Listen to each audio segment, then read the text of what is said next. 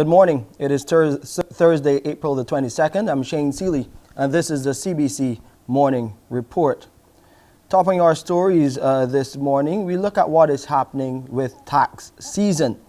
And a lot is happening there, and it appears that some Barbadians are having challenges logging on to that new TAMIS system to file their personal income tax. The main challenge appears to be persons not remembering their password. So we will be speaking to the Communications Officer of the Barbados Revenue Authority, Erica Lazar, live this morning on the Morning Report to help address this and other concerns with filing your income tax in the lead up to the deadline, which is April the 30th. And we'll continue to bring you developments on that in short order. But before we go to that story, let's look at some of the COVID-19 numbers. There were 4 new cases of COVID-19. All women were identified on April 20th out of the 403 tests conducted by the Best dos Santos Public Health Laboratory. There were also 12 recoveries and 83 people remain in isolation. The total number of confirmed cases stands at 3,797, 1,848 males and 1,848 females and 1,949 males, and 3,704 people have recovered. 44 people have died from COVID-19. Since February 2020, the Public Health Laboratory has conducted 149,826 tests, and to date 71,134 vaccinations have been administered to 29,353 men and to 41,781 women under the National Vaccination Program for COVID-19. Meanwhile, we hear that a new appointment system has been implemented as the second phase of the national COVID-19 vaccination program gets going. The Ministry of Health and Wellness will be piloting its all-new appointment portal this week for people 50 years and over who want to receive their first dose. We have a report. That new website for the pilot, www.vaccine.gov.bb, went live today. It will run until Friday, April 23rd. Persons in that 50 and over age group can log on and book appointments to get their first shot of the AstraZeneca vaccine this Saturday and Sunday at specific locations. Now, according to the Government Information Service, this process is only for the administration of first doses and is aimed at testing the portal to see how it works for wider use going forward. To make an appointment, persons must not have had a positive COVID-19 test within the last 3 to 6 months, and they will be required to enter their personal information, including mobile number and/or email address, as well as medical information such as allergies and non-communicable diseases. Government has assured that this information will be kept in the strictest confidence and will only be shared with the relevant public health authorities. Now, after submitting the information, persons will receive a confirmation either by email or text message. They will then be required to bring proof of that confirmation along with their identification card to the vaccination site. That's our Shane Jones reporting there. Now, as I started the morning report this morning by mentioning it's tax season, and some people are seemingly having some challenges logging in to the new TAMIS portal because they've forgotten their passwords. So we have Erica Lazar, the Communications Officer, who's going to help you with some of those challenges you may be having starting there and some of the other concerns that may pop up as you try to file your personal income tax. Good morning, Erica. Good to have you on. Hi, good morning, Shane. How are you? I'm good. We want Barbadians to be good too as they get to the filing of their income tax, their personal income tax. I'll talk about this initial challenge that many may be seeing in terms of not remembering that password, and how would they address that? Okay, so a lot of people have forgotten their passwords, which is understandable because many people only go into the system once a year. If you've forgotten your password, you can reset it yourself. You just click Forgot My Password on the login page, enter your username and the email address that you used when you registered, and it will prompt you to answer the 2 security questions, like what was your favorite beach, what is your mother's maiden name, and then it will send you a temporary password to your email. Now, when you receive that password, I always tell people to make sure they copy and paste it, because sometimes somebody might mistake an I for an L or so on. So copy and paste it, and when you log in, you re-enter it, and then you will change your password. Okay, if you've forgotten your username and your password, that means you won't be able to, or your email address, that means you won't be able to reset it. So that means you will need our help. So you can contact us at our contact center at 535 ETAX, 535 3829, 535 ETAX, and we will help you with resetting. You can also email us at bramail, BRAMAIL, at bra.gov.bb, or you can message us on our Instagram or our Facebook pages. I know the Barbados Revenue Authority has been trying to make the website, the TAMIS website, as user-friendly as possible. But some people may still have some challenges. What are some of the other common concerns that are coming to you as you try to help people get into and file their taxes, get into the system and file their taxes? Well, getting into the system is usually a password issue, but what we're seeing is that some of the employers or the third-party providers, so like some of the churches or the employers and so on, what they would do, they would upload your information. So like for you and me, Shane, the BRA would upload my monthly salary to make sure that I am able to file, just like CBC would do for you. Or if I donate to a charity or to my church would upload what I have donated to the system, because that all goes into the calculation of my income tax. What we're seeing is that some of these entities have uploaded incorrect information and have tried to amend it several times. So currently the system will only allow you to amend it a few times. When you get to the point where, because it's already assessed that you can't amend it anymore, that's creating a challenge, because obviously the information is incorrect for the person that's going to file. So what we're doing is we are trying to open up the system to make sure that they can make some more changes. I envision that should be available quite soon. We will make an announcement when that is available. I know there are other refunds that the Barbados Revenue Authority is responsible for. Can you give us an update on how that process is going? Okay, so we have paid most of the reverse tax credit outstanding refunds, and we have just about 1 or 2 batches left. Then we have the corporation tax and value-added tax refunds. Many of those were created before TAMIS even started in 2018. So we're trying to make sure that those refunds are accurate so that we can load them onto a payment list, that we can get those out to those taxpayers as soon as possible. And I know that generally around this time, the people who have the most concerns about actually using the technology to file are the elderly, those senior citizens. You have been doing tax clinics in the past, but COVID-19 and now the ashfall, I would believe that would put a hindrance on those outreach programs. How are you getting to those people who are not so tech savvy? What I will always encourage older persons who have some challenges with using computer is to engage a family member or someone, a friend that may be able to help them. That's always the first thing to do, because you're in your comfort with somebody that you know. If that's not possible, we currently have virtual tax clinics, but that might even be a challenge because it's on Zoom. So not everybody might be able to get onto Zoom. So I would always advise somebody to reach out to someone, maybe somebody younger or somebody who might know how to use those.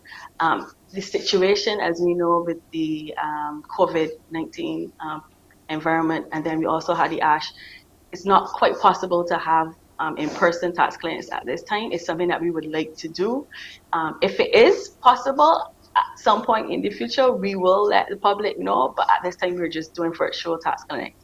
We started last week, and we actually have one today and on Monday, the 26th, for small business owners. So those are people like nail techs, mechanics, people who have salons. We realize a lot of people are selling food online now. Those are all people who have small businesses, and a lot of them are not aware of what their obligations are. They're not aware that if they have employees, they actually have to file the information, upload the information for the employees, just like CBC or Barbados Revenue Authority would do for me, because that's important, because that is what allows their employees to file their returns. So we have some tax clients today and on Monday for those small business people from 10 a.m. until 12 noon. You can go to our website, bra.gov.bb, and if you scroll down, you will see the events, and just click on that page and you can register for a session. We also have one for the general public coming up on Tuesday, and that's for anybody, whether you're doing whether you're an employee, whether you're a business owner, anybody.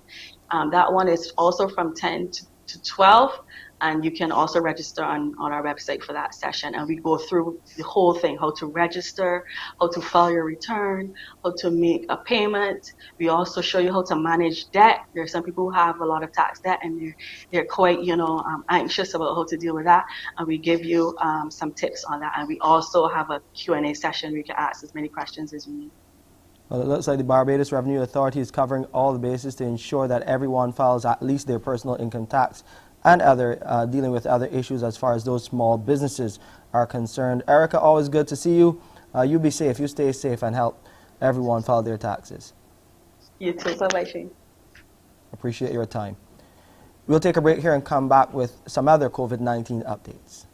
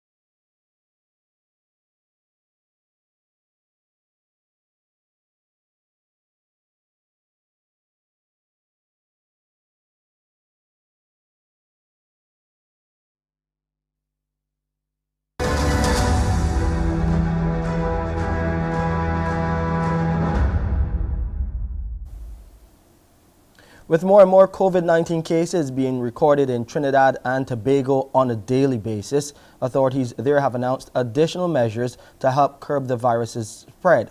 Last week, the Trinidad and Tobago government announced they would no longer allow in-house dining in restaurants, bars, casinos, and cinemas.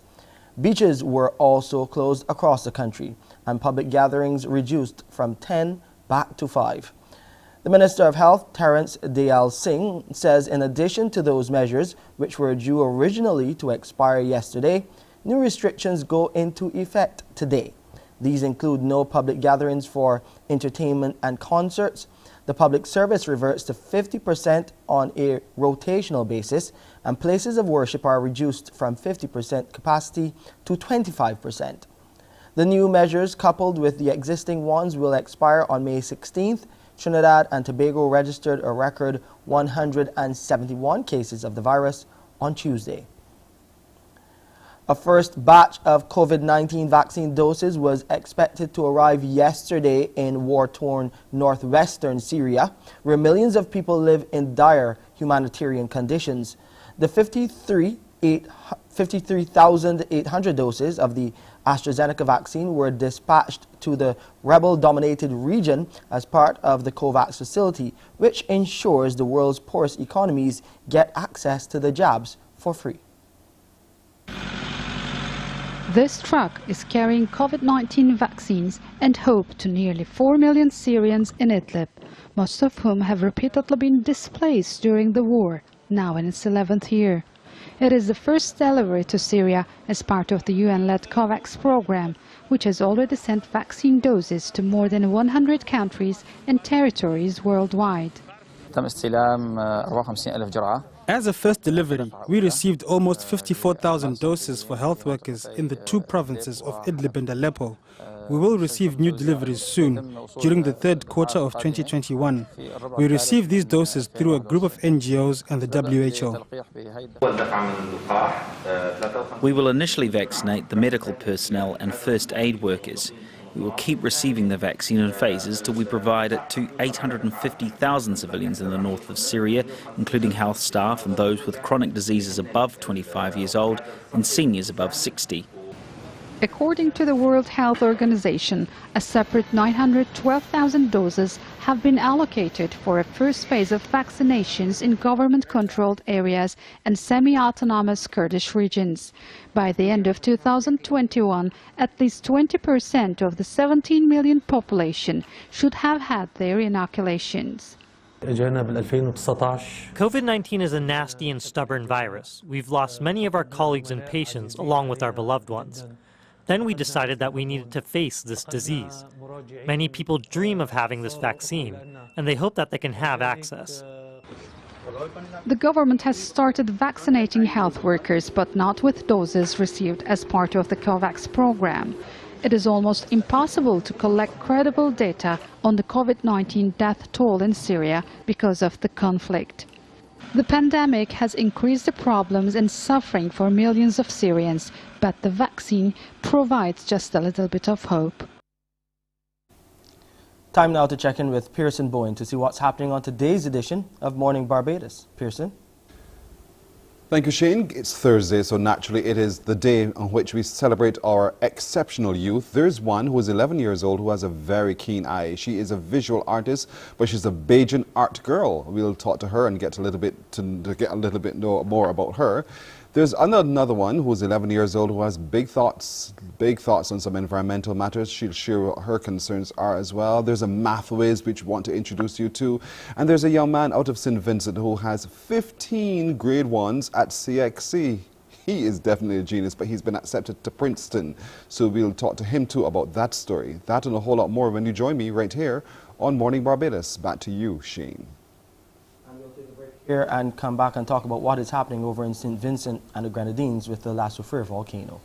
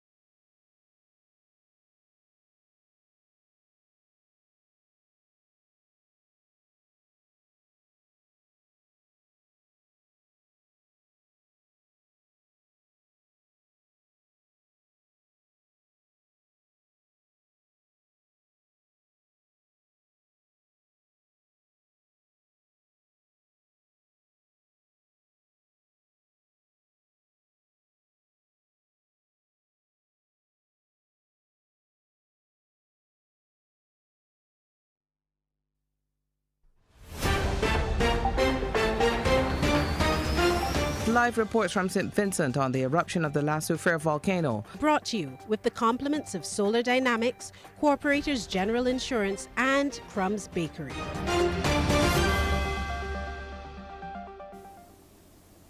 Let's talk about the assistance now for our brothers and sisters over in St. Vincent and the Grenadines. And regional and international agencies aren't the only ones offering help. Our Sharika Griffith came across two British Vincentian recording artists who are helping scores of people displaced by the La Soufrière volcano eruptions. The duo of Marlon Rudet and Dan Chaplin has raised more than £30,000 over the last few days. And we'll come back to her report. Meanwhile, a detailed damage report with recommendations should be handed over to the government of St. Vincent and the Grenadines by the end of this week. The report was compiled by a team of 8 experts deployed by the Caribbean Disaster Management Agency, SEDIMA. Team leader, retired Brigadier General Earl Arthurs, tells CBC an area of concern is the number of people remaining in the red and orange zones, and he has recommended a count to be done. With thousands of people in shelters, the government has also been advised to consider constructing emergency housing. Emergency shelters is just for a few weeks at the most. And we are aware that the shelters will now be utilized for longer than that. So we are recommending in the paper to the government to start to look at emergency housing. Now, emergency houses is used for months to years, and the next level is then reconstruction, where they build back their own homes and things and more permanent. So, and that is, that could take up to 5 years to happen. But we cannot live in shelters for too long. The team has also offered an alternative to giving evacuees pre-packed grocery bags. We are recommending transition to vouchers, where depending on the size of the family, they get $200 voucher, $300 voucher, $500 voucher, and then they could go to the certain supermarkets, and then they will buy what they need. If you don't eat canned beef, you will not get any canned beef. But right now, you get what is in the grocery bag. Meanwhile, our Sharika Griffith is on the ground in St. Vincent and the Grenadines, and she came across two British Vincentian recording artists who are helping scores of people displaced by the volcano eruptions. We hear more in this report. This video of the La Soufrière volcano was taken by Marlon Rodette in January. Born in London, he moved to St. Vincent and the Grenadines at the age of 8 and completed his primary and secondary education before returning to the UK at 17. But according to him, St. Vincent and the Grenadines remains his home, and that's why the devastation caused by the volcanic eruptions has been particularly difficult to see. The photos that I took and the videos that I took when I climbed down went viral because you could see the dome, the sort of fumarole starting, the sort of first signs of the pyroclastic flow that was to come. And, some volcanologists and, geologists got in contact with me, and my photos quickly went viral. It's a stunning area. The north of the island, the north of St. Vincent, is absolutely beautiful. And so to see it in this condition is very difficult. To see the videos of the people fleeing was very hard. And, being wrenched away from your home I cannot imagine the challenges. Marlon, who was appointed Cultural Ambassador to St. Vincent and the Grenadines in 2015, and fellow artist and songwriter Dan Kaplan, who also has Vincentian roots, launched a GoFundMe page the day after the eruption to raise money for affected residents. The initial goal was £10,000, but fans and well-wishers have already donated 3 times that number. It's being used to purchase essential supplies from local wholesalers, and trusted volunteers are being asked to deliver them to evacuees. There are a lot of children in the shelters, so it's making sure that you get them the supplies they need, diapers, wipes, etc. And then you really got to make sure that you get the right age groups. The latest figures we're receiving are that there's 20,000 evacuees from the red zone, which is the north of the island. But not all of those people are in official shelters, as you can imagine. Some are staying with family, some are staying in houses of, people that have taken them in. So it's we've sort of been focusing on making sure that some of those people that might not be accounted for are, receiving what they need. In the medium term, Marlon and Dan will be coordinating shipments of supplies from neighboring islands and also hope to assist with the rebuilding efforts in the long term.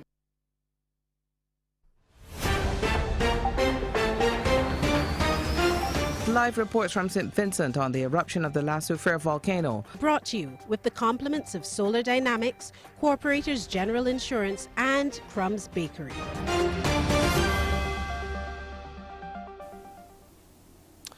Now, CBC's drive and drop collection in aid of St. Vincent and the Grenadines gets off to a start in just about half an hour's time. Marketing specialist here at the CBC, Nicole Collins, says the three-day effort is geared at helping Vincentians get back on their feet. In preparation, yesterday, officers from the Barbados Fire Service and CBC personnel were busy ensuring the car park was ready for the drive, which runs until Saturday. Drop-offs can be made from 7 this morning until 5:30 in the afternoon each day, and Barbadians can feel free to bring whatever supplies they can afford.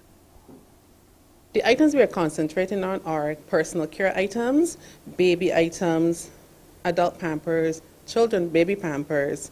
We also are looking at items to help clean up, so Clorox, your cleaning agents, your mop buckets, your shovels, your brooms, those sort of things to help the persons in St. Vincent and the Grenadines get the cleanup process, continue with the cleanup process, and help them get back on their feet pretty much. Ms. Collins is reminding Barbadians to donate items that are in good condition. Don't get caught up if it said drive and drop. You can walk in and drop, you can ride in and drop, however you can do it. We just want to appeal to Barbadians to just give what they can. And we're also reminding persons that this is not the opportunity to get rid of things that you may not want, that are not in good condition. However, because when persons are in situations like these, we want to make sure that we don't push them further down, but we actually lift them up. Despite experiencing heavy deposits of ash from last year in St. Vincent, Barbadians need not worry that the island's air quality has been compromised. The assessment is coming from volcano seismologist with the UWI Seismic Research Center and Montserrat Volcano Observatory, Roderick Stewart. During the virtual live-streamed event, last year eruption, science and impact, Mr. Stewart noted there is no risk for surrounding islands or even the south of St. Vincent. He has, however, cautioned people to continue to protect themselves from the ash. The ash gets remobilized by the wind, it gets everywhere, it gets in your food, it gets in the water, it gets in that. You have to take a lot of care in cleaning and trying to keep the ash out of your life. But in Montserrat, the ash was only really an irritant. It didn't have any health downside, and the same should apply here. We do have some experts that we are sort of collaborating with who know a lot about this area. And I'm pretty sure samples are being sent, and we will be having discussions with them so we can test the ash here to see if there is anything else in it. In sports now, Dwayne Bravo's Chennai Super Kings are back in the lead of the IPL after yesterday's win over Andre Russell's and Sunil Narayan's Kolkata Knight Riders. Being sent into bat, CSK, who played this match without Bravo, piled up a massive 224-3. Player of the match was Faf du Plessis. He made 95, that included 9 fours and 4 sixes. Narayan took 1 for 34 from his 4 overs, while Russell had 1 for 27 from only 2 overs. KKR were bowled out in reply for 202 in 19.1 overs. Russell was looking to bring them home, striking 54 off just 22 balls. That included 3 fours and 6 sixes, while the top score came from Pat Cummins with 66 not out with 4 fours and 6 sixes. Narayan only made 4, while Deepak Chahar took 4 for 29 as CSK won by 18 runs. Time now to look at the weather. And as we look at conditions outside, things are, as we said over the past few days, really clearing up, and we're hoping that the situation in St. Vincent and the Grenadines as far as activity at La Soufriere remains quiet. It's a picture-perfect day so far, and remember that you can come up to our drive and drop. It starts in about half an hour's time, 7 a.m. You can start to bring in your supplies. As you can see, conditions are looking nice. No real threat of rain in the forecast, so just come on up to our headquarters here at CBC in the Pine and drive and drop. And that's it for this edition of the Morning Report. We apologize for the absence of our comprehensive weather report. I'm Shane Seeley. Up next, we bring you Morning Barbados. Wake up, wake up, wake up, wake up. Barbados, get up. Good morning. Good morning, Barbados. Good morning. Good morning to you. Good morning. Morning, morning,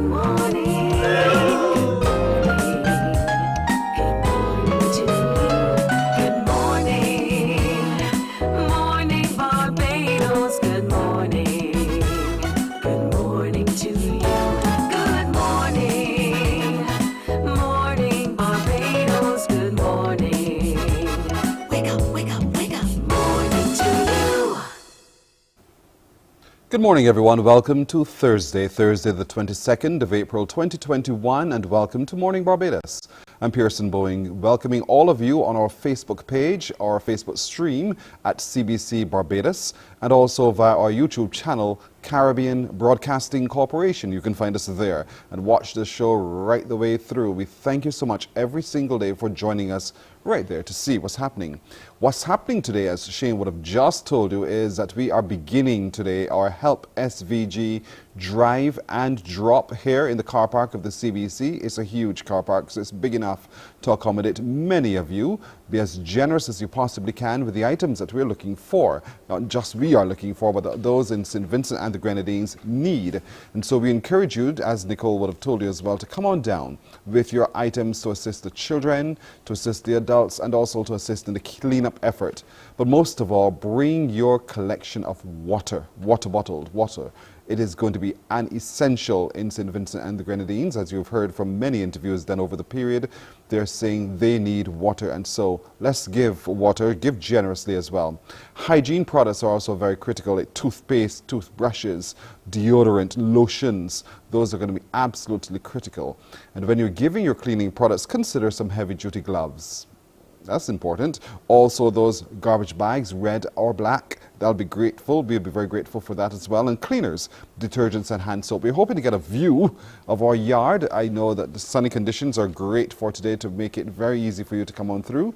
And so we're looking forward to welcoming you into our space today to be a part of our Help SVG drive and drop, walk and drop, cycle in and drop, come and drop. Certainly, because it goes towards a very worthy cause, assisting our brothers and sisters in St. Vincent and the Grenadines. But it's also Exceptional Youth Thursday. And so let's get started today with a young girl who's 11 years old who has an eye for all things visual. When you get to meet her, you'll get to know her story, and you'll get to recognize that she's absolutely familiar to all of you.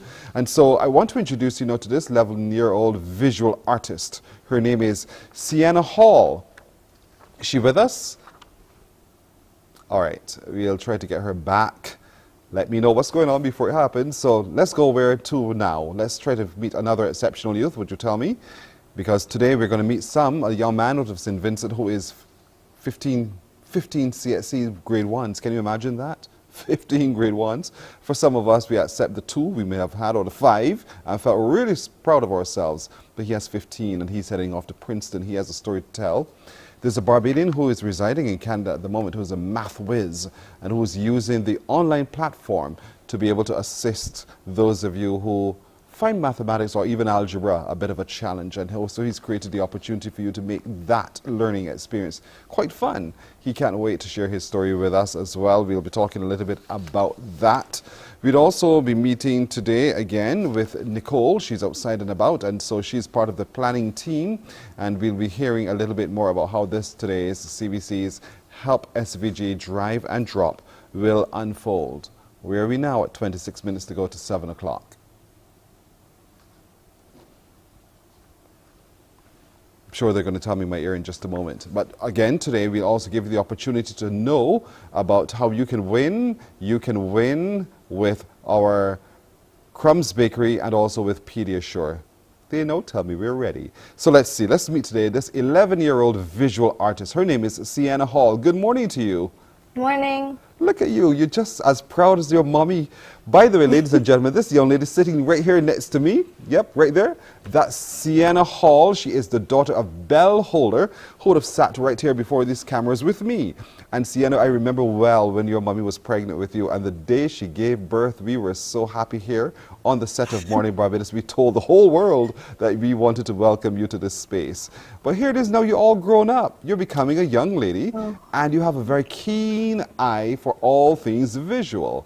What do you think it is that really sparked your interest in visual arts?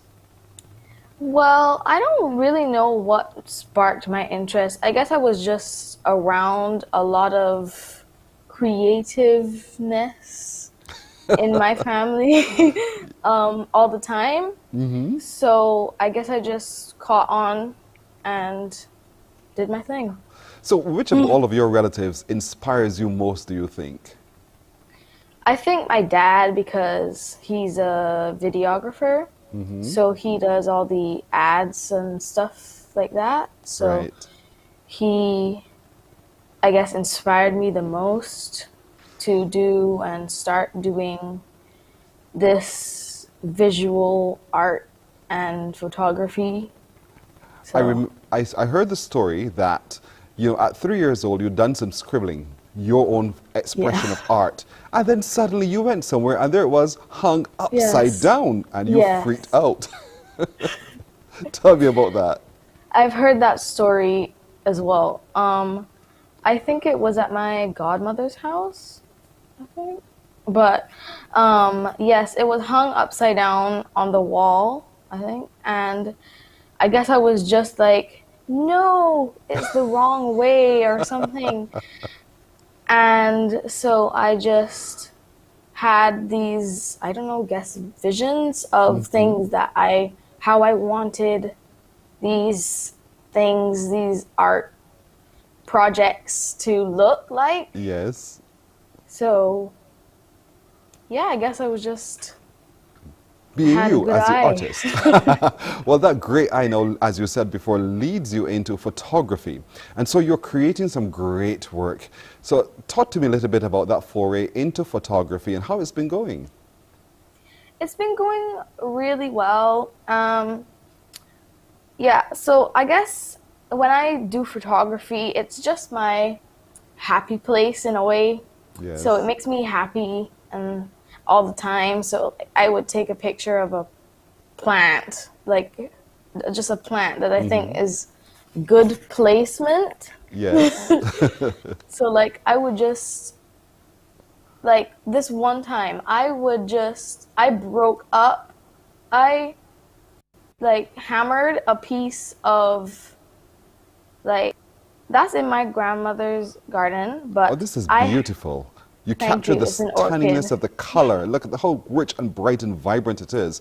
So perspective and focus is also going to be very critical. And you're using simply an iPhone. Yes. Wow. It's just my mother's iPhone that I just found out how to just edit it in the way that I like. So you see beauty and art in almost any and everything around you. I guess so. So were you in any way formally trained, or was your training just simply at the feet of your No, father? I guess it, in a way I taught myself, but I also like hover around my dad sometimes. So I guess I learned a little bit from him, or just watching him doing his edits and stuff on his computer. Just learned by myself how to do these things, and then like I like experimenting with things. So like I would break up a mirror just to get a photo. I did just to get a photo, like a perspective photo of the sky. Like I would just lay down a mirror on the grass or something just to get a different view of the sky. Wow. So instead of just taking a picture of the sky. That is a beautiful view. I mean, I would not have thought of doing that as the layman photographer myself. So that's really fantastic. I'm told too that in composing your shots, you're easy. You would tell us how to position ourselves, how to put this or that. That's the kind of photographer you are. I once did a photo shoot, well, tried to do a photo shoot with my brother, and he was like, when is this over? Because I was just ordering him to like, turn your head this way and put your arm up here. Oh my goodness. So what do you see to be your future though? What is it that Sienna Hall wants to become? I don't really know, but I guess I would like to be, I'm inspired by my dad. Like, I would like to be a photographer. Some people would say I'm already a photographer, but I feel like I have more potential. But I guess I've always wanted to be like, I've always also wanted to follow in the footsteps of my mother, so like to be a model or something. Yes. And then I also do like decorating. So I would like to be an interior decorator because I also have some work to do in my bedroom, like painting the wall. So I have gotten started into that with a paintbrush about this tiny to the wall and painting like a design on the wall. Yes.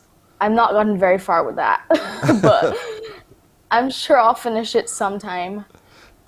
When you do that, and look at your brush stroke there, describe for me what that is. That is actually markers. So I have this box of markers right here. It's in this like old Shopkins lunchbox. So I have all the different types of markers in this box. And I also have this like kit in the box. Yes, so. And there you are looking out. Whoa, what's going on here? Who's this? That's me at Crane Beach, which is just down the road from our house. Wow. That is my dad actually took that photo. We had to do. That's my brother. That was at Farley Hill when we went there for my birthday. Yes. And you know, he did a lot that day. He did a lot, indeed. So here it is. You find time to balance this creative side of you with other set of creative bits that you do as well. I'm told you dance. You're into all of those kinds of things. So how do you balance your time when you're trying to just do everything you like? Well, I guess I really take photography all the time. Like I would just take a random photo of like a window looking outside and then just edit it and shape it in the way that I wanted it to look. So I guess I really do. I just do what I love, and it doesn't really feel like I take time to do it because I'm just doing what I like to do. So it just feels like I'm having fun. That's such a beautiful outlook on it, really. I do love that because you're so right. It's just what you love to do, and so you don't feel the time go by. It just feels as if you're just being. So there are other 11 years old who are watching today who are thinking, she is exceptional. I wish I could. What kinds of advice would you want to give to that child who recognizes that he or she has a talent but holds back? What do you say to them? Well, you shouldn't hold back on what you love. Because when you do what you love, you know that you're doing something right. You're not like, so if I didn't like dancing, I would not do dancing because I don't love it as much as doing photography, per se. So just do what you love and love what you do. So. Do what you love and love what you do. That's beautiful. You know, watching you here, you're reminding me so much of your mother, quite frankly. You know, she and I would have sat for years next to each other. You're so much like your mother in many, many ways, indeed. And so you've opened up now your own Instagram page where we can enjoy your own visual art, all that you see and that you create. Tell us where to find it. Well, it's on Instagram at Sienna, capital S, Hall, capital H, .art, capital A.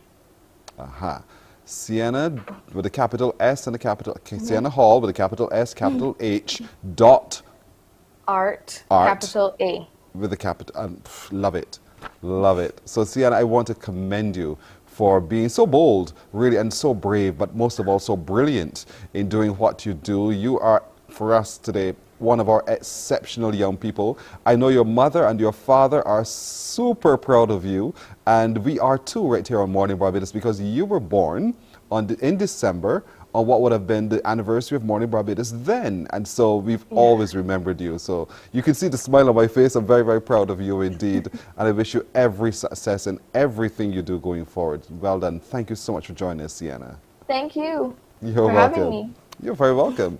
That's Belle Holder's daughter. Yeah. Get to see and you hear her for yourself. And doesn't she remind you of Belle in so many ways? Yes, she does. We're taking a break right here. We're back with even more of our exceptional young people.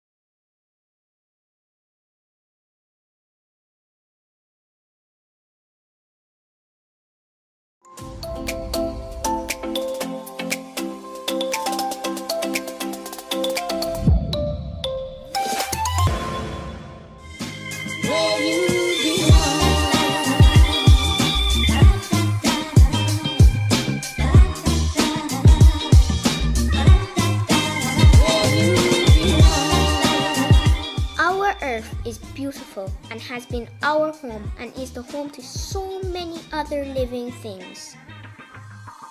But the effects of climate change are real and very destructive. We need to stop with the excess, which leads to pollution and destruction. We are killing others and ourselves.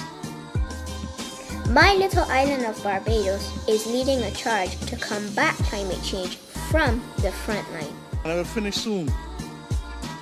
I really will. But I'm speaking on behalf of 20% of the community of nations. We will die of old age, and they will die of climate change.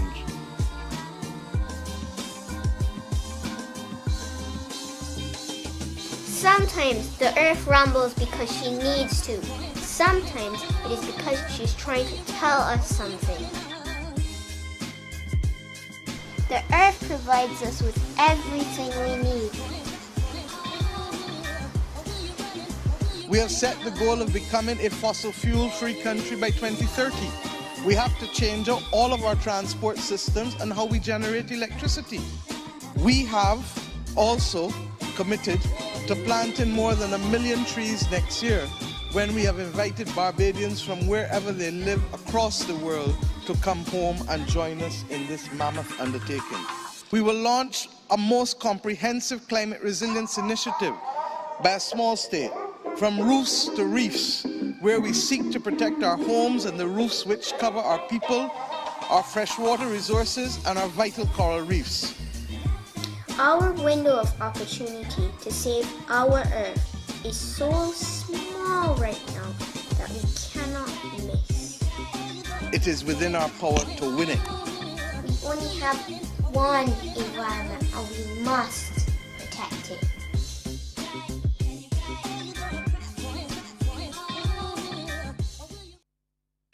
Wow, wow, wow. We only have one environment and one chance to protect it. That's Maria Marshall, our environmental activist on today, Earth Day. Maria Marshall, good morning to you. Hello, we meet again. Yes, we meet again. It is so good to see you once again. There is so much wrapped up in your little body. It's just phenomenal what you're able to achieve at 11 years old. So talk to us a little bit now, today being Earth Day. What are some of your major concerns that you'd want for us to pay attention to? Actually, I have just turned 12. Oh, congratulations. On April 16th. Congratulations. Thank you. But what happens is that I just see something and I act. That's how I roll. You see something and you act. So what's the thing that you now see that you want to act on? Well, when I made my Ash Day video, that was one of them. I wanted to send a message to the people in St. Vincent who are still going through the effects of La Soufrière. And when I saw the ash outside a few days ago, I was so scared. You wouldn't even believe it. I had to talk with my mom. But I made that video to have a prayer and some tips for us here in Barbados so that we have some control over what's going on. Like, so we can protect ourselves, so we can clean up after it's all settled. And so we can also, like, make sure that we don't get ourselves damaged in this time. So give me some of the tips from your point of view that we need to begin to use so we protect ourselves and that we know how to be better through this. Some tips would be, well, obviously wear a mask so that the volcanic ash doesn't get into your respiratory system. And also try and make sure that you wear some long clothes because it gets irritating sometimes. Make sure you don't power wash your house constantly. I know that the ash is annoying, but there are people in Barbados who don't have water. So because you have water, please be considerate with how you're using the water. And also be wary of where you're putting this ash because when rainy season comes, it's going to block up the drains. It's going to cause some issues with our drainage. Either way. But if we store it properly, we might lessen that effect. So, as a young environmentalist then, how should we store it? And then what is it useful for? The ash is useful for almost a lot of things actually. You can use it in plants because it's good for the plants because it has nitrates in it. So storage, how do we store it? Try and make sure that it's definitely not by the drains or anywhere. Like, don't sweep it out into the road.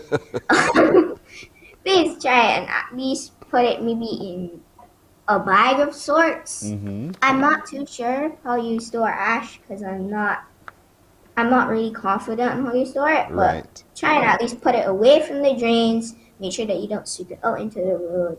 But definitely make sure it's not obstructing any pathways or anything. This experience with the volcano eruption in St. Vincent, what do you think we can learn about our environment from that? That nature provides everything we need. Because of that volcanic eruption there in St. Vincent, the plants here are going to look more beautiful than ever. It's going to look very pretty. It's going to look so pretty after this because the plants are just going to absorb all of that. Wow, you are awesome already, Maria. Honestly, I love your energy and your passion for what you believe. And, you know, do you ever grow tired of feeling the way you feel about the environment? Sometimes I feel a little sad because sometimes I feel that people aren't listening to me. Because the other day I saw a guy throw a sweetie wrapper out by where Price-Low is. And I was like, what? I did a video about this, and you're still doing that. I know, that would drive me crazy too, girl. Maybe I'm an environmentalist and I didn't even know. So, you know, climate change is one of those things. In the video we just shared, climate change was the central message right the way through. And you said to us, we have one chance with this one environment. So what do you see about climate change that we as a people called Barbadians need to pay greater attention to? Is that climate change isn't per se like hurricanes and stuff. Climate change is the worsening of those things. The La Soufrière volcano was a natural disaster. What we are doing by throwing away stuff, climate change is actually messing us up through, let's say, hurricanes. It's worsening and worsening every year. We're getting category 5 and up. So let's say a hurricane hits Barbados. We're kind of doomed because it's kind of like a little top word. It's just going to go Yes, gone. So what am I doing, though, that is impacting on the climate in that way that causes that kind of change? Well, it's not much. All you've got to do really is reduce, reuse, recycle, and repair. It's kind of that simple. You just need to be conscious with what you're buying. And if you are conscious with what you're buying, the people who make the stuff won't put out as much, so there won't be as much garbage. Sorry, words. Here we go. Understood. But you know, there are large manufacturing states all over the world who are emitting all sorts of gases into the atmosphere. And I can't do anything about it. Can I? No, you can't. But how you can help stop is you can reduce the amount you buy. And if you reduce the amount you buy, it tells them, hey, people aren't buying this, so maybe I should cut down on producing this. Now that is a very good thing that I, as the individual, can do, and all of us can actually do. But there are things that children are also doing that would damage our environment. What do you think those are, and what advice would you want to give to them this morning? Honestly, I know that children and myself, sometimes we might drop something. At least try and throw away, recycle. If you have like maybe a bag or something, you can also recycle that. Desk caddies, easy. Get a glass, you can tie up and make it perfect and pretty, very nice. And then boom, you have a desk caddy. I've been using mine for at least a year now, and it's still awesome. Oh wow, boom, you have your desk caddy. But in terms of sorting, our society is not yet into sorting of our disposables. Is that something you want to advocate for? Sorting of disposables. I'm not too sure on that one because we know that you have to sort out how you dispose of your stuff and stuff like that, but kind of just need to recycle. Yes. I'm not too sure on this one. Well, that is your homework for next time, Miss Maria Marshall, that we taught. Definitely. How do we begin a sorting program so that we begin that? It's all part of the recycling process, so we want to be able to sort our garbage out. I want to thank you. Maria, you're such an inspiration. You know what I love about you too? Is that you have such energy, but you never tire. You're just smiling all the while. And while it's a serious message that you're sharing with all of us, you make it so easy for us to understand. And I want to continue encouraging you to do it, for doing what you're doing. And, you know, always stay in touch with us here at Morning Barbados. We are happy to join with you in your effort to make a big difference this one chance we have. Thank you so much. Bye, everyone. And don't forget, we only have one environment. We must protect it. I love it. We just have Bye. one. Bye-bye. See you.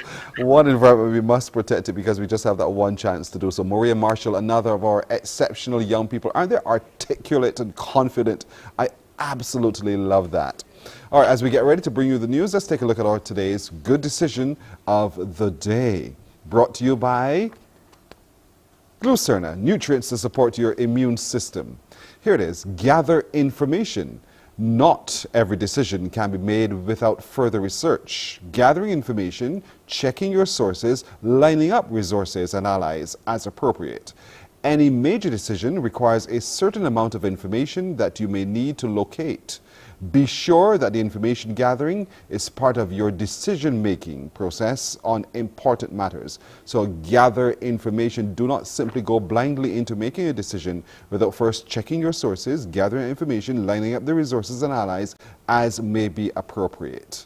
That's your good decision of the day. Brought to you by Glucerna, nutrients to support your immune system.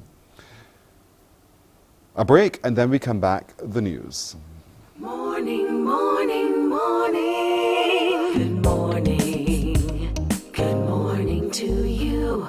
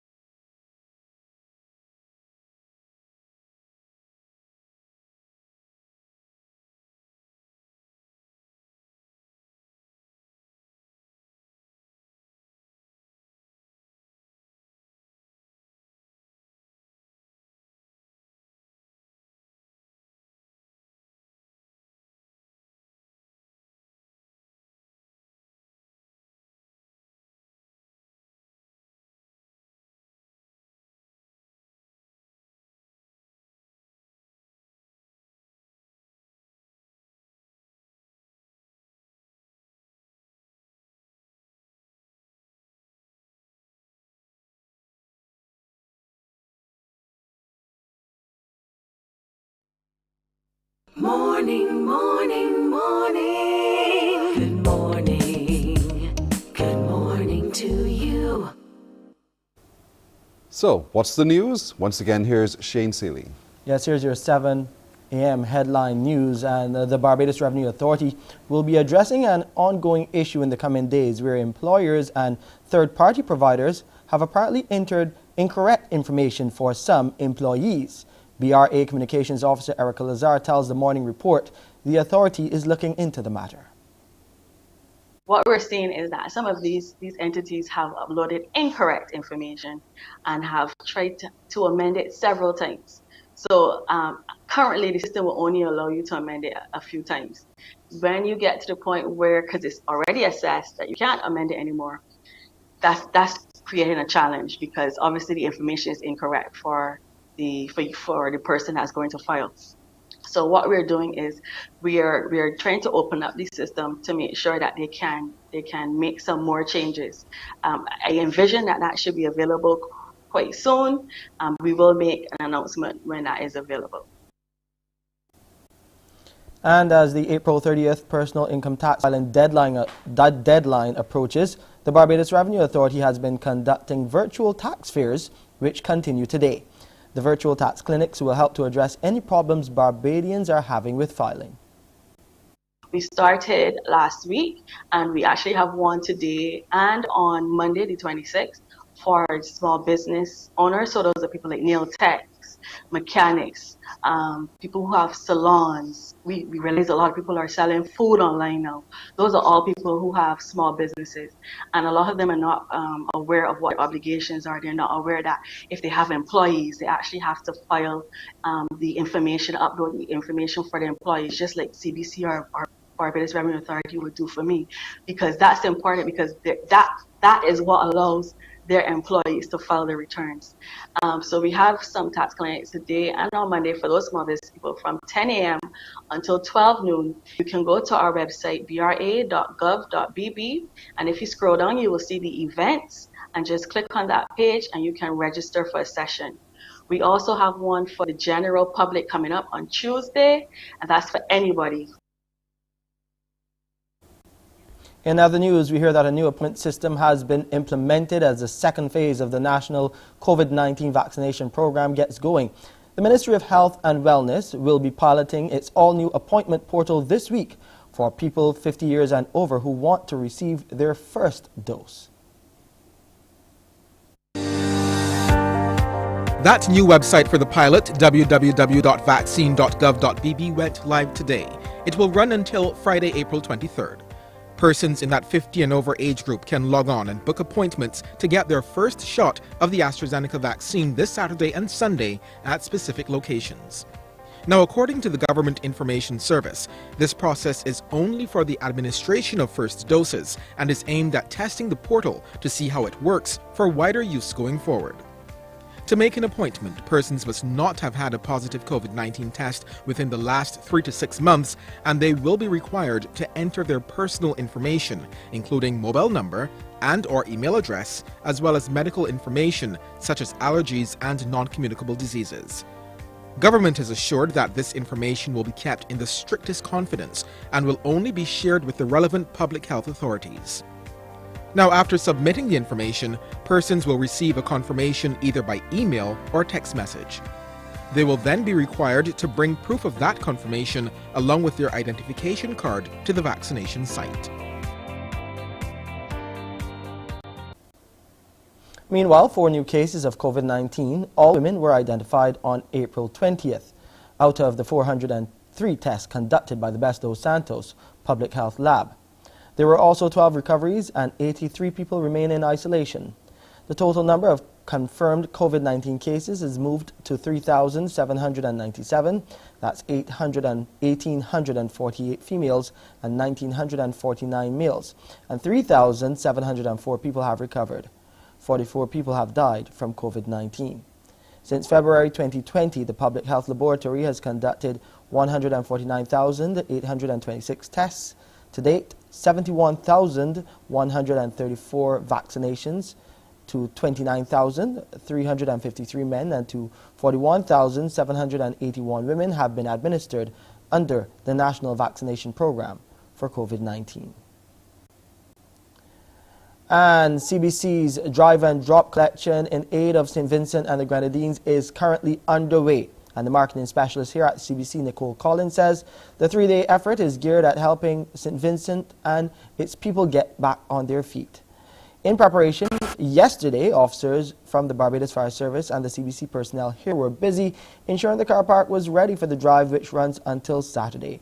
And drop-offs can be made from 7 this morning. Just 6 minutes ago it started, and it will run up to 5:30 p.m. on each day. And Barbadians can feel free to bring whatever supplies they can afford. The items we are concentrating on are personal care items, baby items, adult pampers, children baby pampers. We also are looking at items to help clean up, so your Clorox, your cleaning agents, your mop buckets, your shovels, your brooms, those sort of things to help the persons in St. Vincent and the Grenadines get the cleanup process, continue with the cleanup process, and help them get back on their feet pretty much. And you are reminded to donate items that are in good condition. And that's it for your 7 a.m. headline news. I'm Shane Seeley. Back to you, Pearson. Shane, thank you very much. It's 7 minutes after the hour of 7 o'clock, as we just heard. Yep, we have started our Help SVG drive and drop right here on the compound of the CBC is on. And so we're encouraging all of you to not just walk, ride, but drive too. And there we can see outside that we are ready. The team is in place. We see members of our staff already there waiting to receive. Some items have already been dropped off. We're very grateful for those of you who have already come through. We have the whole day here waiting on you, and we're very patient to do so. So we encourage you today, tomorrow and on Saturday between 7 a.m. till 5:30 p.m. We have ample space. Come on down. Nicole is already there as well. We saw Dyanan Ned, Head of Sales and Marketing Director.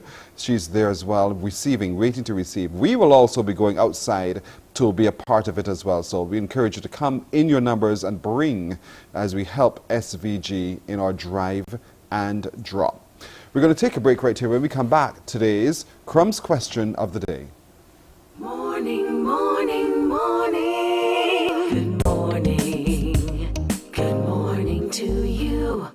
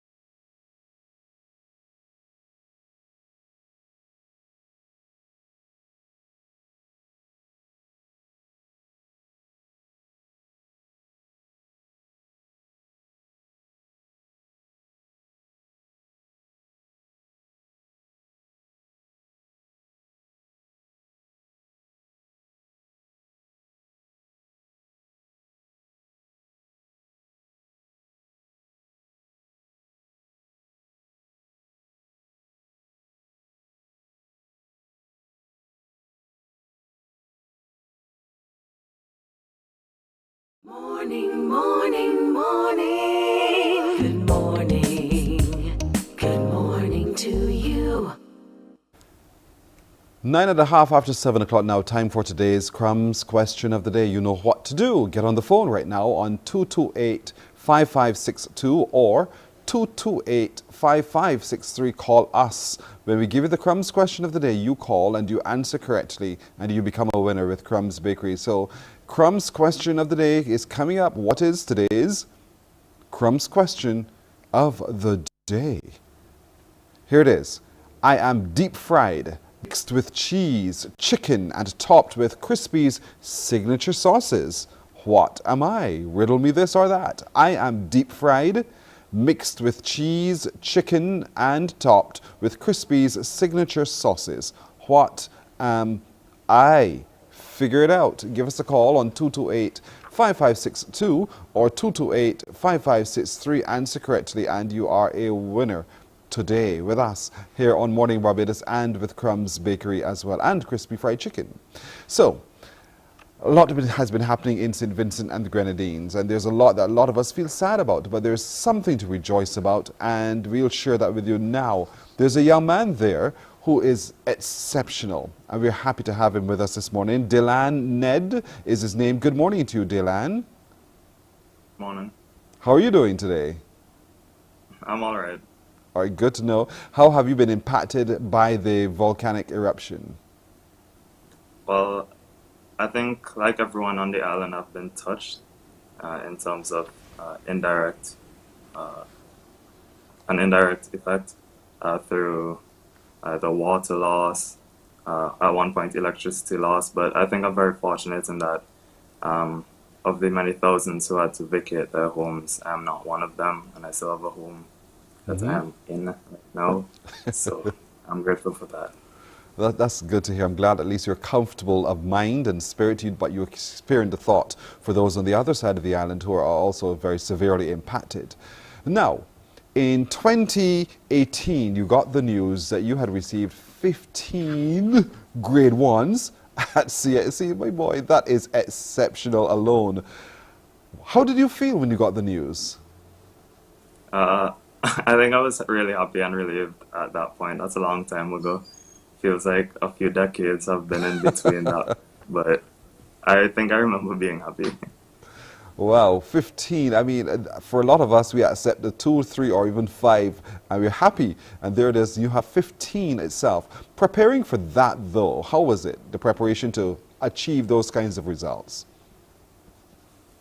I think it was very strenuous at a point because from Form 4, I would have had classes every afternoon and even on weekends to do the external classes that I couldn't do within school since they only offered 9 at my college internally.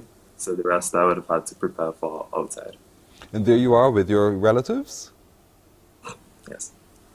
Is that daddy on the left and mommy on the right? Yes. All right. That was fantastic. And my brother. Yeah, we make fun of him in that picture because we think he looks like me and Motley. The Honorable. That is so funny. You know, you might be right. Maybe stop to think about it and look at it very carefully indeed.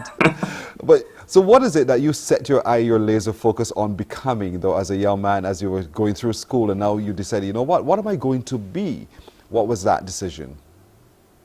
Academically?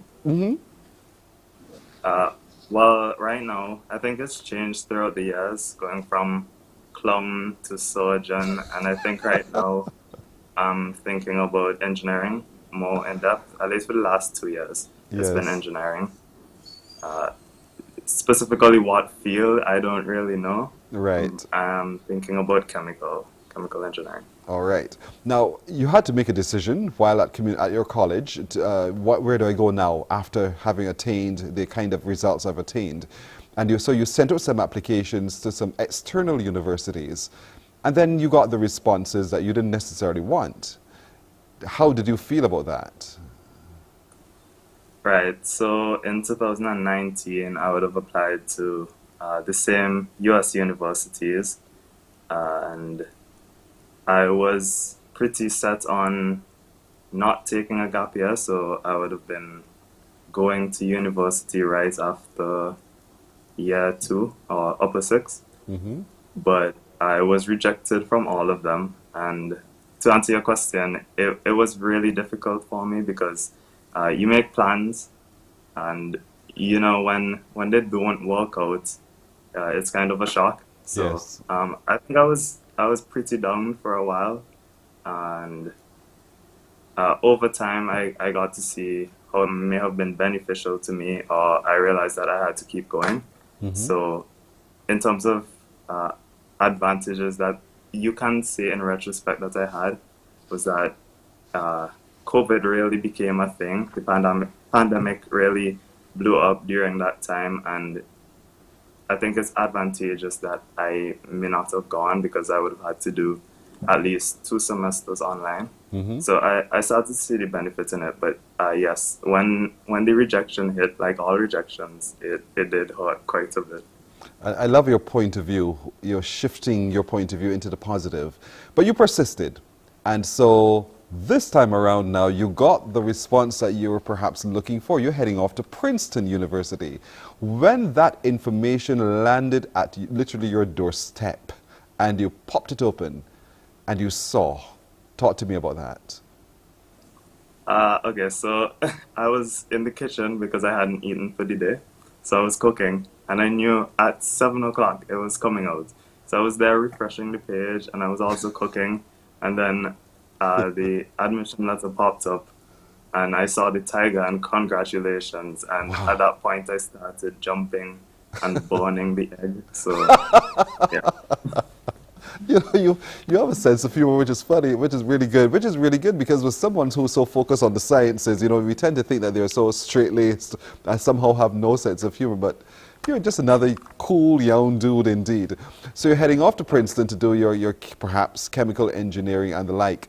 What do your friends in St. Vincent say about you and all that you've been able to achieve thus far? I think you might have to ask them. I don't know if I've necessarily spoken to them about that so far. Mm-hmm. A lot of them kind of want me to break out in a sense, but I guess we'll see. I haven't really spoken to them specifically about it, but they're really happy for my success, I guess. Yes. So, yeah, that's that. What do you think it is that keeps you, Dyanan, grounded as a person?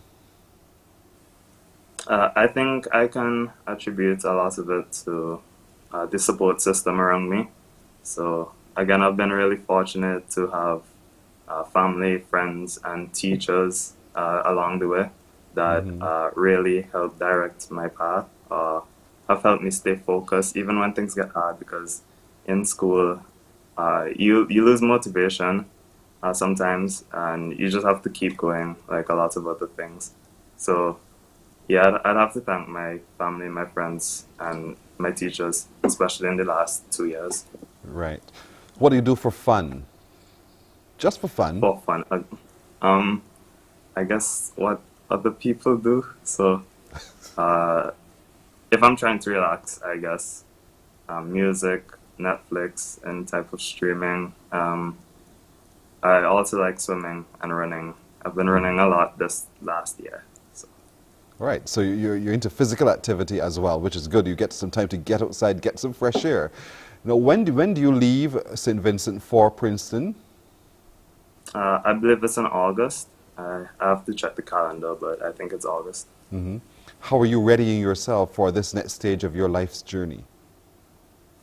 Well, that hasn't really hit yet. Maybe I'll start packing the day before as usual, but I think just mentally I'm exploring the opportunities. Right now they have a few seminars online that I'm trying to be a part of.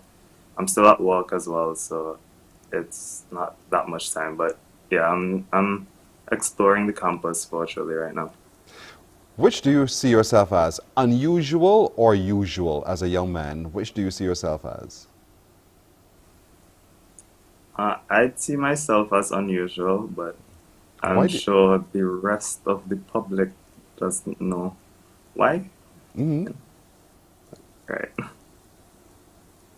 Yeah, why? Why do you see yourself the way you do? Well, I don't necessarily think that I may have the same interests sometimes as other people. I think, well, there's a paradox that, we're all unique. So in that way, I consider myself strange in that I don't always spend my time doing or thinking about what others are thinking about. Mm-hmm. And I think I've been getting that a lot this week. Whenever I share an interest in something that's particularly unusual, like I said, I was running, and I was hoping to run a marathon or a half a marathon this year, and a lot of people find that weird. So, just Well, you are just you. You're just you. That makes you exceptional. And that's what we celebrate here on a Thursday morning on our Morning Barbados show in Barbados. So for us, you are one of those exceptional people. So quickly before we wrap, there is a need by those in St. Vincent following the eruption as well. What do you think us in Barbados can do, we in Barbados can do to lend assistance? Well, I think there's a lot of initiatives coming out of Barbados as well that we appreciate. So continuing to send donations for those in shelters and those in need. I think over the coming weeks, you may realize how much we're getting, how many donations, but that isn't necessarily to say that you have to stop, because while we may have supplies for those currently in shelters, you have to realize that a lot of them may have lost everything. So ideally what we'd do is we'd set them up, help them restart, get back on their feet. So continuing to donate or support, spread the word, just give words of encouragement if that's what you can do. Love it. Thank you so much, Dyanan Ned. We are so very proud of you here in Barbados. And I'm sure all Vincentians who are watching and paying attention are equally themselves proud of you. And I'm sure lots of flags are appearing on our social media in support of SVG. Well done. And we hope as you head off to Princeton that you continue to do yourself proud. And by extension, do your family and your country proud as well. We want to salute you as an exceptional young man. Well done. Thank you, Dyanan Ned. All right. Thank you. You're very welcome. Coming in there from St. Vincent and the Grenadines. See, there is something beautiful even in all that's happening there on that beautiful island as well. So Dyanan Ned heading to Princeton, 15 CSC at grade 1s, and now he's been accepted at his university of choice, and he's going to make a great future as a chemical engineer. 22 and a half after the hour, let's check in to see if we have a winner in today's Crumbs question of the day. I believe we do. The question is, I am deep fried, mixed with cheese, chicken, and topped with Crispy's signature sauces. What am I?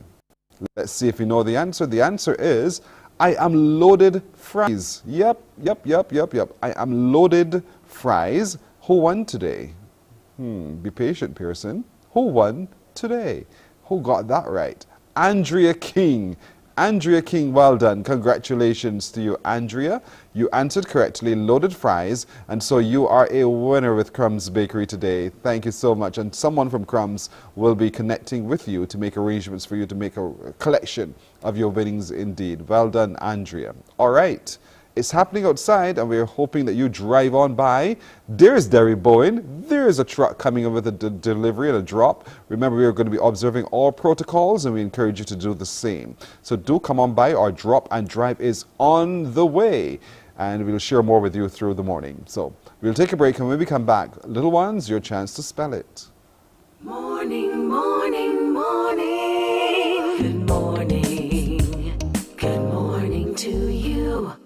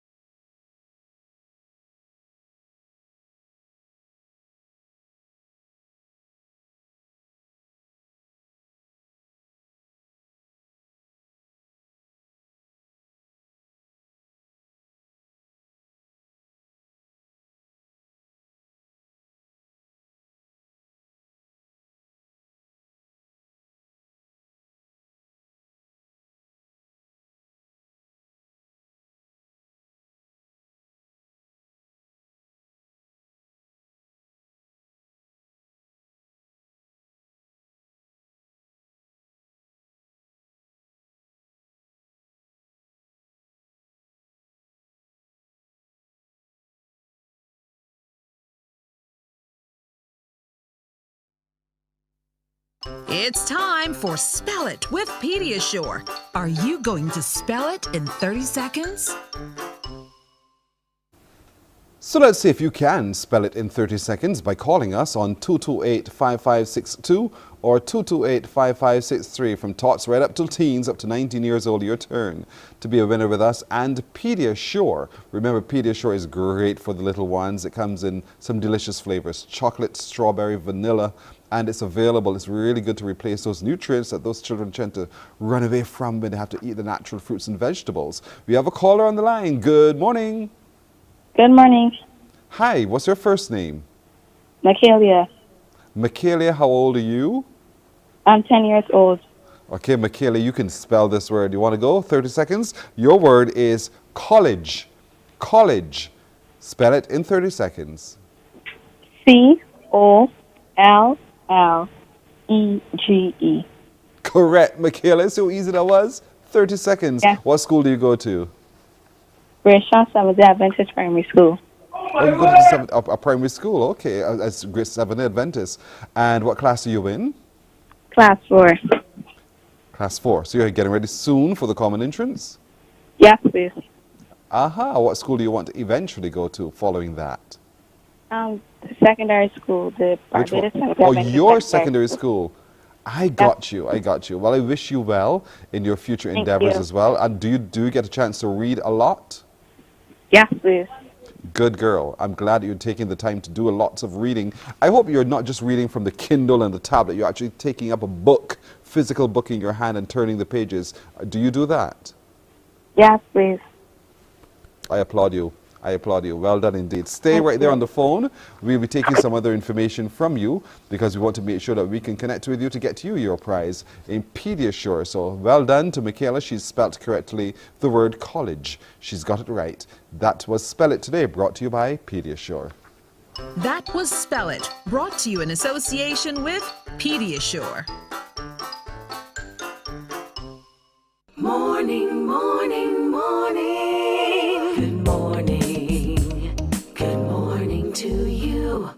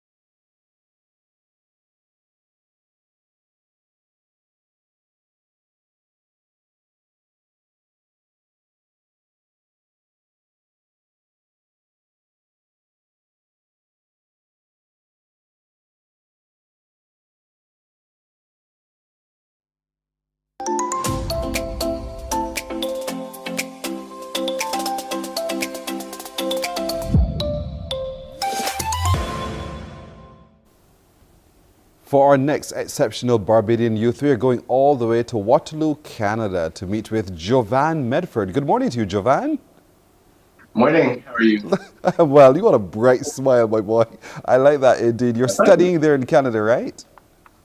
No, I actually finished last year, so I'm actually just camping out in Canada and working from here. But I finished studying for now. Don't let immigration hear you say that you're camping out in Canada. I am legal. Good, good. So, you've just completed, and what did you complete at university? What course of study? Before I start to talk about myself, I just wanted to say congratulations to you and the team at Mornin Barbados for this wonderful program. I was completely blown away by the two young ladies that went before me. They were so bold and comfortable in themselves, and it was so moving to see at such a young age that they already are so comfortable in themselves. Thank you and very then much. not to mention the young guy that went after them. I was able to get 8 grade 1s myself, but he doubled me. 15! So that's great. It's outstanding. So what did you graduate in? Yeah, so I studied mathematical finance. It has a really long name, but it's a lot of pure mathematics, actuarial science, and statistics. It was so much statistics that I just had to do about one more course to get a minor in statistics as well. So That was what I was able to do at university. So some will look at you and think, you're a brainiac. You know, here it is, this man is studying all of those things that require so much brain power. Is that how people would have described you? Yeah, I actually sort of shy away from calling the name of the degree because people start to expect that, well, he's a brainiac. But Yes. I had a lot of support in my early years, especially with mathematics. I had some teachers that were really invested in helping me develop a comfortable relationship with math. So I sort of kept up with that relationship all the way through university and so on. So it's not all brain power. Yes. It is a lot to do with the environment, and it's a lot to do with just building on it as the years went by. And you've done so now because you've built a platform by which others can gain from your passion for mathematics. So tell us a little bit about what you've built and how we can all benefit. Oh yeah, well, Caribbean Scholar in general is an educational company that is dedicated towards delivering a high quality online learning experience for students taking both CSAT and CAPE examinations. I started with math because that is my comfort zone, so to speak. Right now we have a free course available, and it's called Make Algebra Make Sense. And I wanted to really zoom in on that part of mathematics before you get into algebra, because this is where math tends to lose people. Yes. So in that course, we also offered a free ebook that you can use. So I'm really excited to see people take advantage of that course and really get to know what math could be, as opposed to just seeing those letters and being completely stressed out and leaving it forever. Leaving it forever. You know, a lot of times people think, you know, if you want to impart education, it has to be before the chalkboard, you know, one-on-one even, that kind of physical interaction. And you're saying, because that wasn't you, right? Yeah, that wasn't me. So I was always sort of a self-driven learner. I get really curious by what I could sort of do next. So all through university, I used to be taking online courses, both in school and outside the school.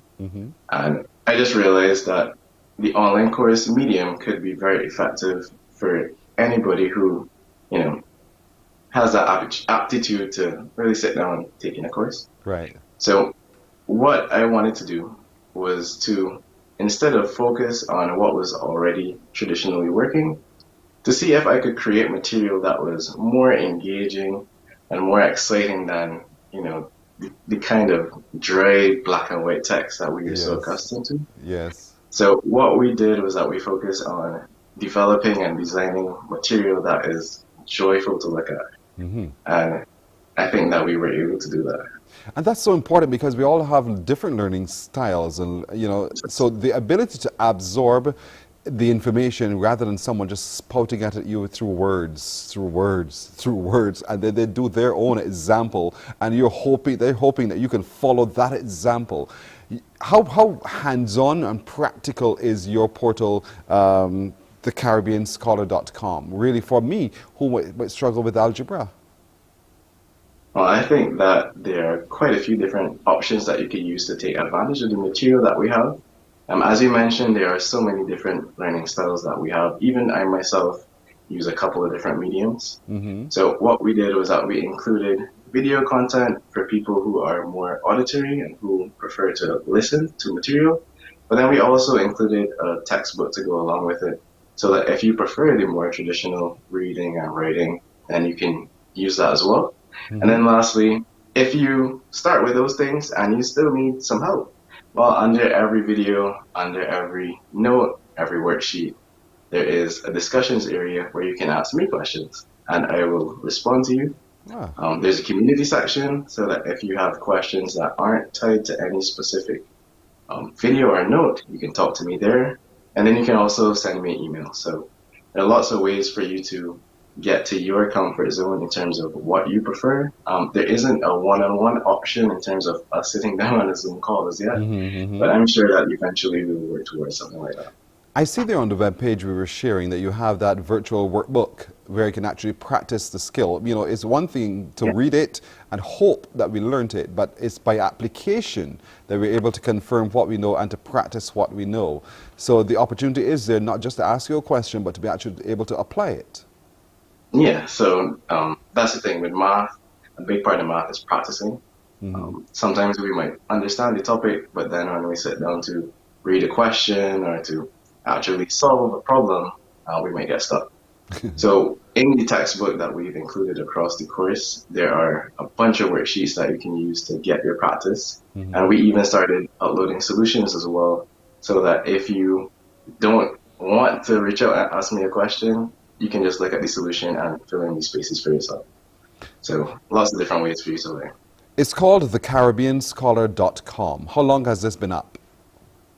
It has been up unofficially since about November, even though I started working on it in September. But I finished the website to the form that you're seeing now, I think in about March. So it's been about a month or so. Okay, great. And so far, so good? You've been seeing usage? What's Yes. You're happy with that? So far there have been about 90 accounts created. A lot of students have gone on and spent time with the Make Algebra Make Sense course. We even got a couple of really encouraging reviews. So I'm excited to see where this goes when we start to really market the course more intensely. That's fantastic. It's not just for those who are doing their CXC necessarily. I mean, if I wanted to brush out my skills in math or in algebra, it's also good for me. Yeah, that's one of the things. We wanted to make it available online so that if adults they wanted to do school but did not want to go back to school, because sometimes you work a whole day. So true. And then you have to go back to work. That could be a lot sometimes. So if you sign up for Caribbean Scholar, you come home after a long day of work, drink a cup of tea, learn some math. You're so Barbadian. Drink a cup of tea. Drink a cup of tea. Yes. But the beauty of the whole thing is that learning is online at my convenience, because it is online. I can do it when I can and for as long as I'd wish to do as well.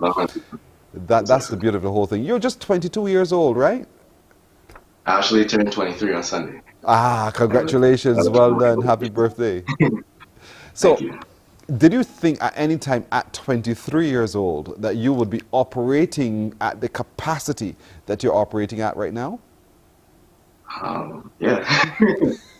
I always back myself to do big things. And that's because I always had a very strong support system in my parents, in my family, in my friends. It's always been, I had a lot of wonderful teachers. Yes. Even in my extracurricular activities, I always had coaches and everything. I just believed in me. So I always believed in myself. And I am not surprised that this is where I am. So I'm surprised that I was able to do Caribbean Scholar in particular. I always wanted to do a school of some sort, but I didn't think that I would have the capacities yet. So that is life thrust it upon you and you grabbed the opportunity and you're doing it very well. Jovan Medford, we are pleased today on Morning Barbados to recognize you as one of our exceptional young people from Barbados as well. Though you're there in Canada, camping out quietly. We're very pleased. But the wonderful thing is that even though you're there, we here and everyone everywhere can benefit from your expertise as well and your knowledge through the website thecaribbeanscholar.com, and it's available for those who are in school and those who are out of school, those who are working. It's available to everyone everywhere. So today we commend you as one of our exceptional young people. Thank you for joining us, Jovan. Yeah, I'm honored. Thanks. Enjoyed it. It's been a pleasure meeting you. Thank you so much, and you too. Wow, he's something else. So, in taking this break now, we're going to take that break with Charles Chocolate. That's right, with Charles Chocolate. Remember, imagine Charles, enter our world. Morning, morning, morning. Good morning. Good morning to you.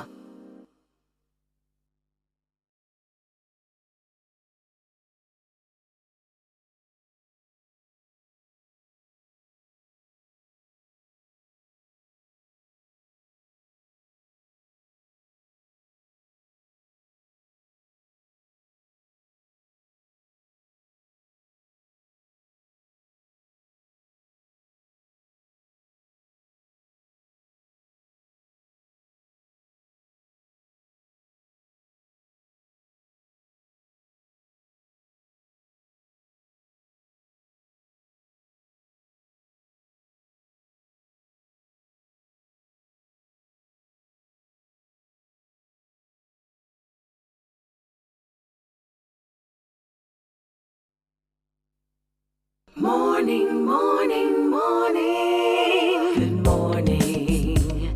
Good morning to you. 19 minutes now to go to 8 o'clock. A couple days ago, the United Nations launched a global funding appeal to assist humanitarian needs in St. Vincent and the Grenadines. And as part of it, their sub-regional team ventured into the red zone with the Prime Minister, Dr. Ralph Gonsalves, to get a first-hand view of just what's been happening there. We're going to share with you a video which gives you a glimpse into the lives of those who are greatly affected and impacted, and it also shows the resilience of the Vincentian people. Take a look.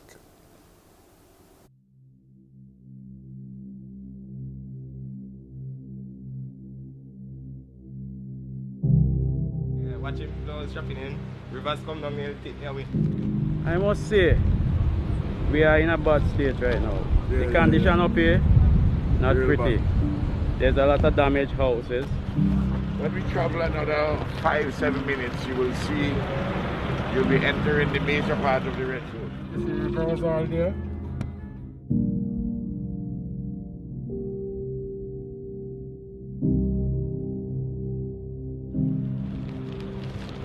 What happened to the banana leaves, right? As you go further up, you can look at these palm trees. Normally, the leaves are very much upstanding. Yeah.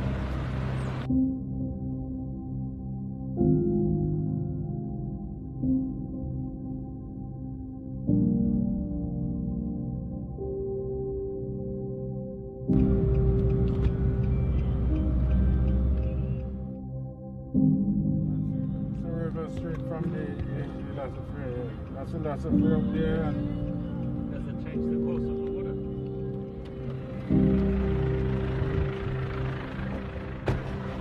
That's the mountain up where La Soufrière is. This, you see this as a little stream, but when you have rains in the mountain and you don't see it down here, this becomes a deluge. They've washed away vehicles. All that is no ash. This is all no ash. Hey, comrade! All the guys, comrade! Wait, hold on. Don't stay up, you know. Don't stay up.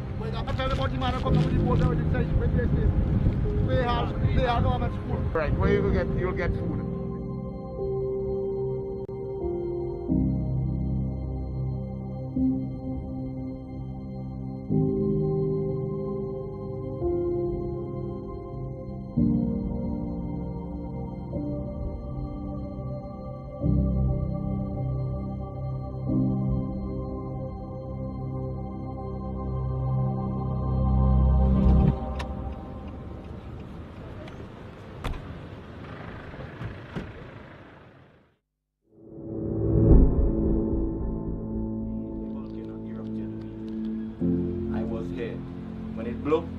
I was here, and see the big smoke.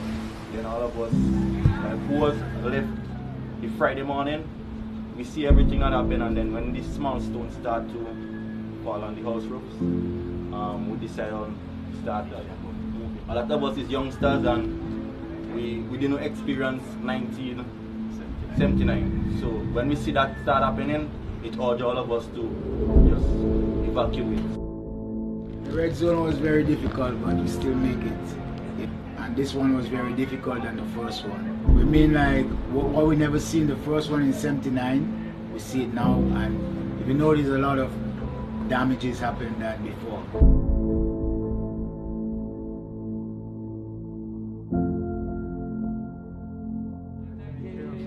Suzanne is a good friend of mine for years. She's a very strong farmer, a strong woman in every respect.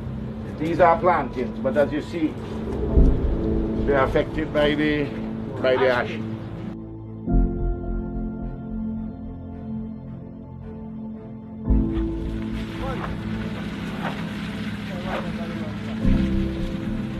Because the farms are so badly damaged, those farmers and their workers would have an income problem in the upcoming period. We have to begin to consider setting up a strategic supply of water at the domestic level, at the home level? My name is Ephraim Sam, 79. I was around, and I never really said anything like this yet. First time an experience, and it was stone and ashes and whatnot, like fire, like thunder. Everything just burned down, just like when they take Amazon and just burn down grass, just like that, and painful. But you know what I say about it?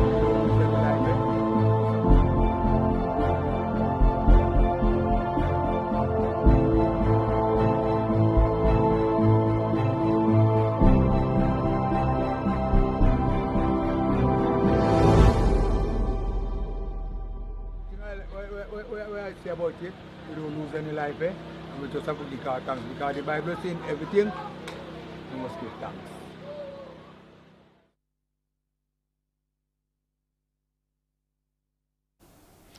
Well, that was the video compliments Bajan Pro and UN Barbados and the Eastern Caribbean. When you watched it, what did you see? And when you watched it, what did your heart feel? What can you do? We'll share with you some answers to that after this break. Morning, morning, morning. Good morning. Good morning to you.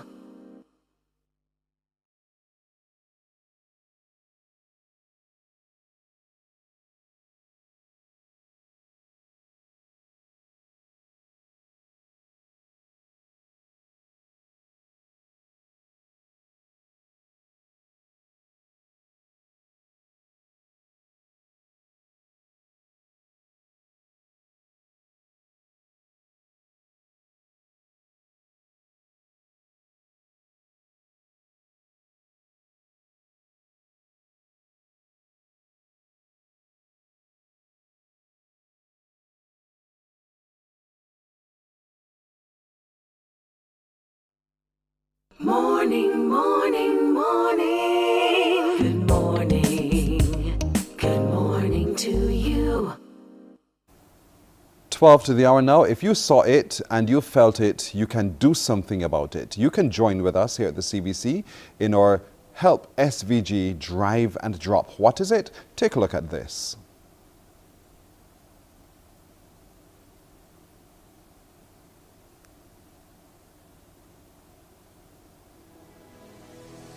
Barbados, our sisters and brothers in St. Vincent, they need you. We've all seen and heard the stories of dislocation and devastation, and it's heart-wrenching. We urge you to join with us at CBC to help St. Vincent and the Grenadines in our drive and drop. Any day from Thursday to Saturday between the hours of 7 a.m. and 5:30 p.m. You can drive into our car park, drop off your donation of tin food, non-perishables, all for our neighbors in need. We can do this, Barbados. Join us as we help St. Vincent and the Grenadines. Absolutely, and that starts today right there in our car park. We have with us this morning outside, I can't wait to come outside to join, our marketing specialist in Nicole Collins. Good morning to you, Nicole. Hi, good morning, Preston. How are you doing? I'm doing well. How are you doing and what's happening outside? I am pretty good, thank you. Well, outside is a type of activity here. We've already had persons come and drop off this morning, and we're expecting more persons to come.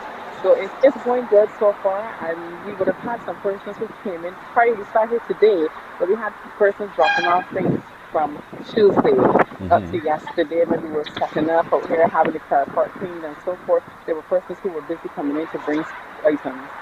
So walk us through the logistics so that anyone coming off the highway can come into our car park and be a part of it. And we want to encourage all of you to come in your numbers. Yes, definitely. We want to encourage all of Barbados. Come on down. There's more than enough room for everybody to come and just drop off because it's a drive and drop. As you come up the highway, you just turn into not the old entrance for CBC, but more so the one that's closer to the Polytechnic. You make that left turn off the highway, and you come on. You turn on in. You drive in. You stop at security. You let them know that you are here for the drive and drop. Of course, you must have your mask. that's part of our protocols. We're operating in a pandemic still, so COVID-19 protocols must be observed. And we just drive on in. Security will direct you in which direction to come. Our tanks are here. We have 3 tanks here, and volunteers are here ready and willing to help you offload your items from your vehicles. And if you're not driving, you're walking in, you're riding in. However you're getting here, we're encouraging everybody to come on down and support the CBC Help SVG Drive and Drop initiative. And it heartens us when we hear Vincentians who are on the island also joining in the appeal. I want folks to take a look at this as our good friend Brianna invites you to join us on this drive. Take a look. Hello my fellow Barbadians. My name is Brianna Hadaway and I'm a Vincentian student here studying at the University of the West Indies Cave Hill campus. On April 10th, the Last Fire volcano erupted in all her might and displaced over 20,000 persons in my homeland, St. Vincent.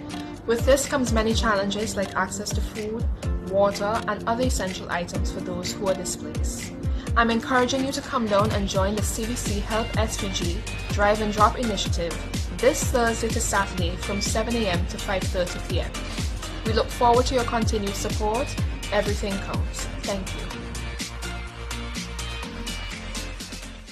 So that's a Vincentian here in Barbados who has families still there in St. Vincent. She's here studying, so you could well imagine how her heart yearns to be there to assist. And so she's asking all of us to assist. And so, Nicole, there are special items that we'd like people to pay close attention to as they come to bring their donations in our Help SVG Drive and Drop. Let's walk through some of the items on the list that we'd like people to be conscious of and to bring.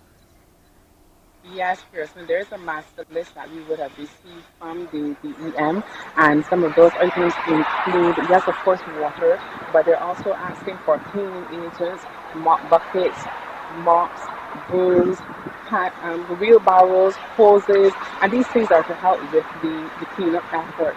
Also, there are items such as feminine hygiene products, adult pampers for babies, and there are lots of other things that are on the master list, and what we want to do is encourage persons to go to CBC Barbados Facebook and Instagram pages. We've posted up the master list there, so the persons have easy access to the list from that vantage point. And they're all there. These are critical items. These are not, because when you stop to think about it, it's not an event that is going to wrap up by the weekend.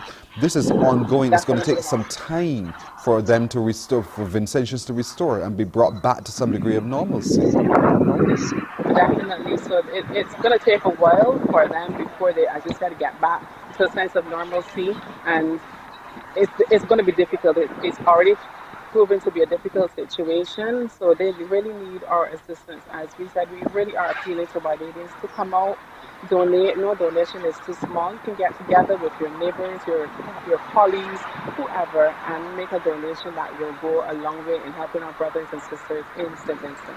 I really want to encourage the children to get involved as well, because they're not too small to pull from their own generosity of spirit to assist in this drive as well. And the more they engage, the greater understanding and appreciation they have for humanity and what's happening with our neighbors there as well. So what appeal can you make to children today?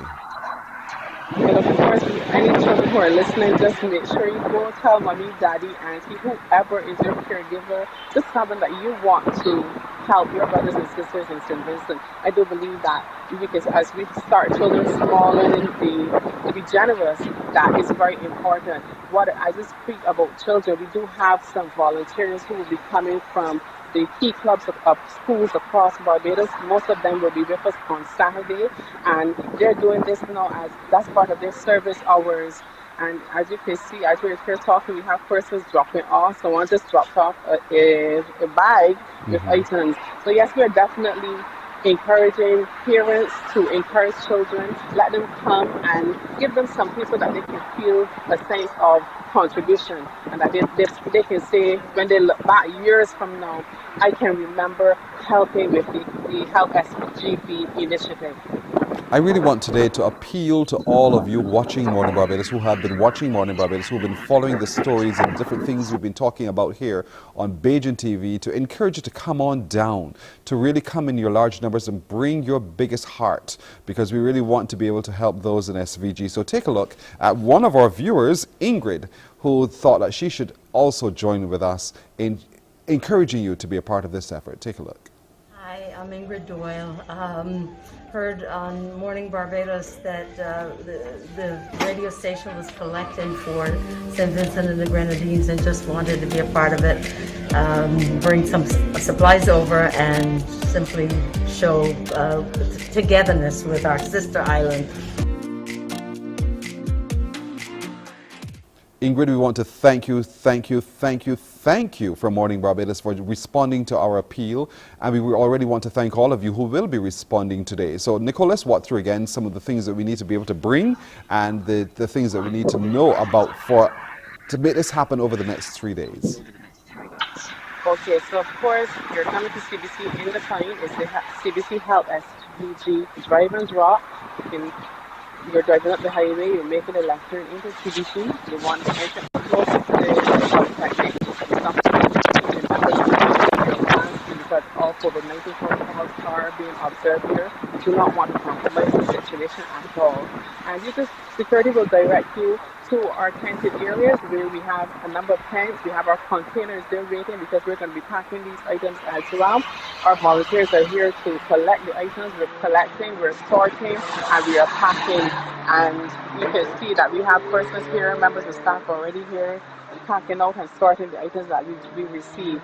One of the things that we are appealing for, we need assistance with boxes. So if there's anybody out there who can assist us in getting some boxes, we would really, really be appreciative of that. Because as we get the items, we want to be able to pack the items.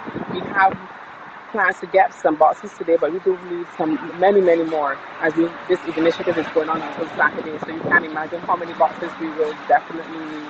We also want to say thank you to the DEM, Sedima, Container Services for providing the container for us. Of course, the Key Club across the island who will send volunteers.